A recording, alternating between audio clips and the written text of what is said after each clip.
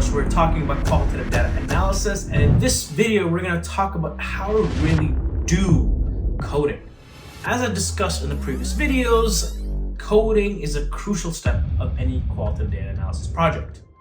It involves categorizing and tagging data to identify themes, patterns, and relationships. It's akin to organizing a vast, varied collection of observations, thoughts, ideas, and narratives into a coherent, accessible library. So continuing the conversation about coding concepts, let's talk about different types of codes. So codes are labels that help researchers to track and identify elements in the data. There are several different types of codes, each with a unique purpose, and I'll talk about three. First is descriptive codes. These are straightforward tags that summarize the primary topic or subject of the data unit that you're looking at. So for example, if you're analyzing interviews about health habits, a descriptive code might be exercise, or another one might be diet. The second is in vivo codes. These codes are unique because they are derived directly from the language used by participants. So for example, if a participant says, "I feel like I'm walking on eggshells," you might use walking on eggshells as an in vivo code. Finally, the third one are process codes. These codes intend to indicate and highlight actions and processes within the data, focusing on words like decision-making, negotiating, struggling, and so forth. The coding process can be divided into multiple different steps, and let's talk about each one of them in turn. The first is that initial reading. Start by thoroughly reading your qualitative data to get a general sense of the content and context. Check out the summary of this video for more tips and tricks on how to do that initial reading and coding.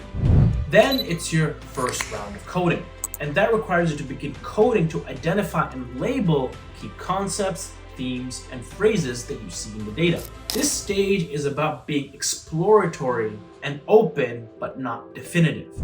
The third is to review and to refine your codes. After the initial round, you have to review your initial codes to really answer the question, are they capturing accurately the essence of the data? And are there any overlaps or redundancies that I can address? Fourth is to develop categories. And this really involves grouping similar codes into categories to simplify and organize the data even further. And finally, it's the ongoing analysis process. Coding is not a one-off task, and I'm sure you'll see that once you get into an exercise. It's an iterative process where codes and categories evolve as you get deeper into the process. A common challenge in coding is just becoming overwhelmed by the volume of the data or the subjectivity and interpretation involved in analyzing it. To address this, it's crucial to stay organized, take breaks, and regularly revisit and refine your codes. Collaborating with others can also provide different perspectives and keep you motivated in this task to make your data comprehensible.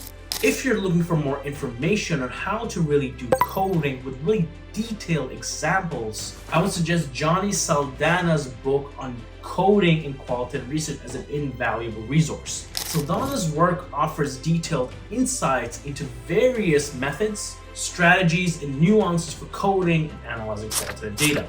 His book, in my opinion, serves as a comprehensive guide, especially for those who are new to the coding process. Coding is more than just a methodical task. It's a thoughtful, creative process that brings clarity and insight into qualitative research. As you practice and refine your coding skills, you'll find coding as an indispensable tool in uncovering rich and complex layers of qualitative data. But that's all I have for this video. Thanks for watching. If you found this video helpful, please let us know by liking, share, subscribe. Until the next video.